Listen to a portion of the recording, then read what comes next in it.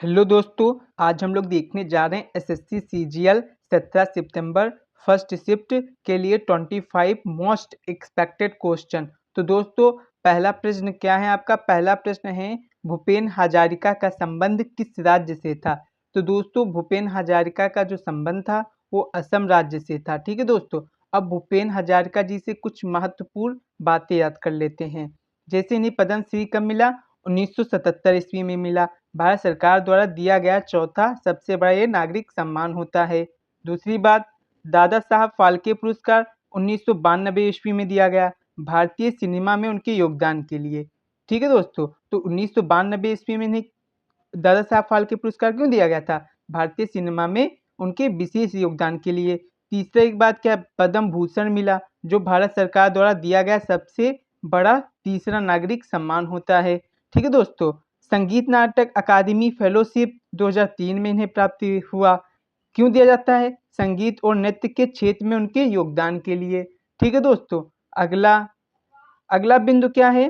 अगला बिंदु है, असम वाले लिटरेरी अवार्ड 2007 से इन्हें सम्मानित किया गया। ये क्यों दिया जाता है? साहित्य में योगदान के लिए। अगले, भारत रत्न 2019 में दिया गया, जो मरणों उपरांत दिया गया था। भारत सरकार द्वारा दिया गया सर्वोच्च नागरिक पुरस्कार होता है। तो ठीक है दोस्तों, तो इन बातों को भी आपको ध्यान रखना है। और मैंने ये बता ही दिया, भूपेन हजारिका का संबंध असम राज्य से है।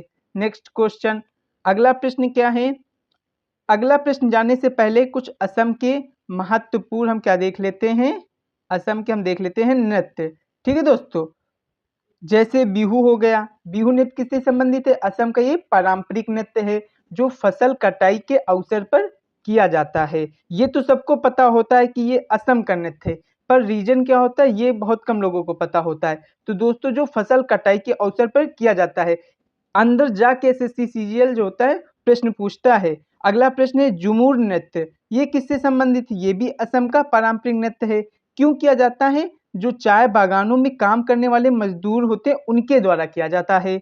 अनकिया नाट असम का ये भी पारंपरिक नृत्य नाटक है, जो पौराणिक कथाओं पर आधारित है। ठीक है दोस्तों। अगला प्रश्न क्या है? अगला प्रश्न है, बाबर के उत्तराधिकारी कौन बना? तो बाबर का उत्तराधिकारी कौन बना था? हुमायूं बना था। और हुमायूं कब से कब तक राजगद्दी पे रहा? देखो, इसमें बड़ा लोचा है, याद रखना इसका। 1530 से 1540 तक रहा। उसके बाद शेरशाह सूरी ने इसको भगाने पर मजबूर कर दिया और ये भाग गया। फिर उसके बाद ये कब शासन में आया? 1555 से 1556। ठीक है दोस्तों। और हुमायूं के हारे हुए युद्ध देख लो आप। चुनार की लड़ाई 1529 ईस्वी 39 ईस्वी में हुई, शेरशाह सूरी के साथ हुई थी और शेरशाह सूरी जीत जाता है। बिलग्राम की लड़ाई 1540 ईस्वी में हुई, इसमें भी क्या होता है? शेरशाह सूरी जीत जाता है। कन्नौज की लड़ाई 1540 ईस्वी में हुई, इसमें भी शेरशाह सूरी जीत जाता है। और दोस्तों, 1539 ईस्वी में ही चौसा की लड़ाई हुई थी। किसकी? चौसा की। इसमें कौन जीता था? इसमें भी आपके शेरशाह सूरी जीत गया था और हुमायूं हार गया था। इसकी इतनी बुरी दुर्दशा कर दी थी शेरशाह सूरी ने कि ये भागने पर मजबूर हो गया। ठीक है दोस्तों। नेक्स्ट क्वेश्चन, अगला प्रश्न है, वुड्स डिस्पैच कब पारित हुआ और ये किससे रिलेटेड है? तो ये जब पारित हुआ था 1854 ईस्वी में पारित हुआ था। उस समय आपके जो गवर्नर जनरल कौन थे? लॉर्ड डलहौजी। और लॉर्ड डलहौजी ने क्या किया था? हड़प नीति अपनाई थी। और क्या बोलते हैं, अवध को सन 1856 ईस्वी में क्या किया था? कुशासन के आधार पर मिला भी लिया था। अब ये रिलेटेड किससे है उस डिस्पैच? तो यह किससे रिलेटेड है? आपका शिक्षा से रिलेटेड है। ठीक है दोस्तों। नेक्स्ट प्रश्न, आपका अगला प्रश्न क्या है? प्रो कबड्डी लीग की शुरुआत कब हुई? तो दोस्तों, इसकी शुरुआत हुई थी 2014 ईस्वी में। लिखा है प्रो कबड्डी लीग की शुरुआत सन 14 में हुई थी, 2014 में। और 2024 में यह इसका 11वां संस्करण होगा, जिसकी शुरुआत 18 अक्टूबर से हैदराबाद में होगी। इस साल के सीजन में 3 शहरों हैदराबाद, नोएडा, पुणे में मैच आयोजित किए जाएंगे। प्रो कबड्डी लीग ने अपने पहले सीजन में 8 टीमों के साथ शुरुआत की थी, लेकिन वर्तमान में इसमें 12 टीमें हैं। इसको भी याद रखना है। नेक्स्ट क्वेश्चन, अगला प्रश्न है, पर्युषण पर्व किस धर्म से संबंधित है?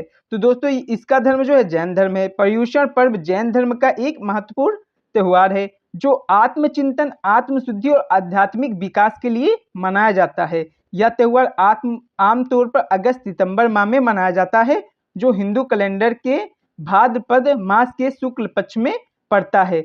ये बहुत इंपॉर्टेंट है, इसको जो याद रखना कि जो हिंदू कैलेंडर के भाद्रपद मास के शुक्ल पक्ष में पड़ता है और जैन धर्म से संबंधित है।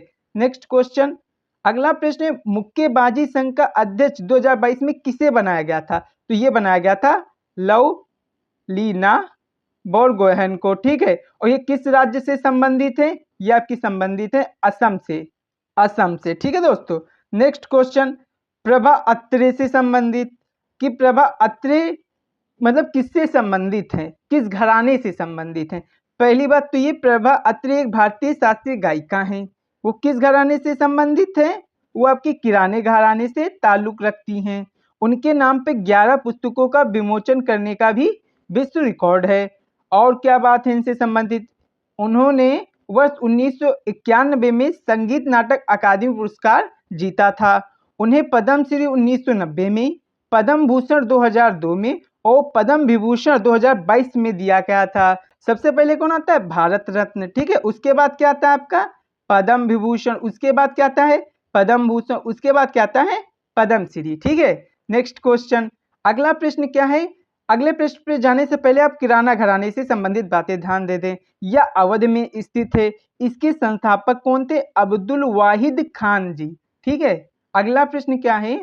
MP लैड योजना कब शुरू की गई? MP लैड ये आपकी संसद से संबंधित है। इसकी शुरुआत 23 दिसंबर 1993 ईस्वी में की गई थी, जिसका उद्देश्य संसद सदस्यों को अपने निर्वाचन क्षेत्रों में स्थानीय आवश्यकताओं को पूरा करने के लिए पूंजीगत प्रकृति के छोटे कार्यों की पहचान करने में सक्षम बनाता था। यह भारत सरकार द्वारा पूर्णतः वित्त पोषित एक योजनागत योजना है, ठीक है दोस्तों। इन बातों को भी आपको क्या करना है? याद रख के चलना है। नेक्स्ट क्वेश्चन, अगला, रोहिणी भाटी का संबंध किस शास्त्रीय नृत्य से है? तो दोस्तों जो रोहिणी भाटी उनका जो संबंध है कथक शास्त्रीय नृत्य से है। कथक कहाँ मनाया जाता है? यूपी में, और यूपी का ये क्या है? शास्त्रीय नृत्य है। अगला प्रश्न, शतरंज में सफेद खानों की संख्या कितनी होती है? टोटल नहीं पूछा है, टोटल तो आपकी कितनी होती है? 64। उसमें से आपके ब्लैक होते हैं और व्हाइट होते हैं। कितने कितने? 32 32। तो अगर पूछ ले सफेद खानों की संख्या तो हो जाएगी आपकी 32। अगला क्वेश्चन था आपकी रिएक्शन से। रिएक्शन को आपको क्या करना था? पूरा करना था। जैसे मैग्नीशियम को H2SO4 के साथ क्या किया जाता है? रिएक्ट कराया जाता है। तो आपका क्या बन जाता है? मैग्नीशियम सल्फेट और हाइड्रोजन गैस क्या होती है? निकलती है। ओके दोस्तों, नेक्स्ट क्वेश्चन, अच्छा ये क्यों होता है? क्योंकि जो मैग्नीशियम है वो हाइड्रोजन से ज्यादा क्रियाशील है, इसलिए क्या होता है? जो हाइड्रोजन सल्फेट का जो विलयन होता है उसमें से ये क्या करता है? हाइड्रोजन को क्या कर देता है? प्रतिस्थापित कर लेता है, और मैग्नीशियम सल्फेट यौगिक क्या करता है? फॉर्म कर लेता है। नेक्स्ट क्वेश्चन, अगला प्रश्न है, ऑस्ट्रेलिया में आने वाले चक्रवात को किस अन्य नाम से जाना जाता है? जापान और देखो, तो ऑस्ट्रेलिया में जो आने वाले चक्रवात हैं इन्हें किस नाम से जाना जाता है? विली विलीज, ठीक है, विली विलीज नाम से जाना जाता है। और दोस्तों चक्रवातों को अन्य देश में किस नाम से जाना जाता है? जैसे जापान और फिलीपींस में किस नाम से जाना जाता है? टाइफून के नाम से।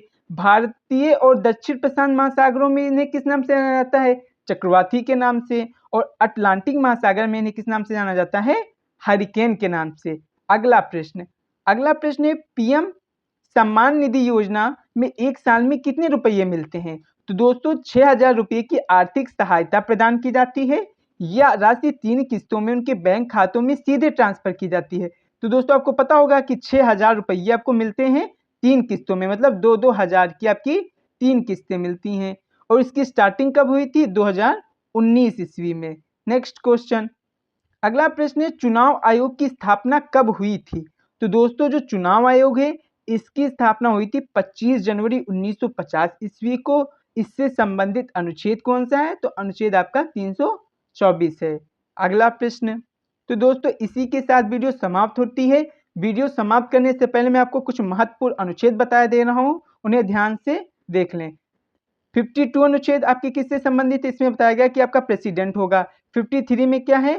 प्रेसिडेंट जो होगा आपका वो कार्यपालिका का प्रमुख होगा। 54 में क्या है? उसके चुनाव से संबंधित है, ठीक है दोस्तों।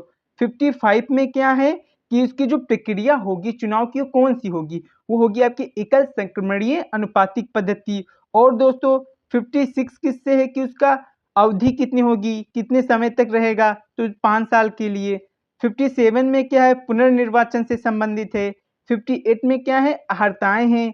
59 में क्या है आपका, शर्तें हैं। और 60 में क्या है, शपथ है। 61 में आपका महाभियोग है। 72 में आपकी क्षमादान की शक्तियाँ हैं। तो इन बातों को भी याद रखना। तो दोस्तों इसी के साथ हम वीडियो को समाप्त करते हैं। अगर वीडियो अच्छी लगी हो तो लाइक करें, सब्सक्राइब करें, शेयर करें। थैंक यू दोस्तों।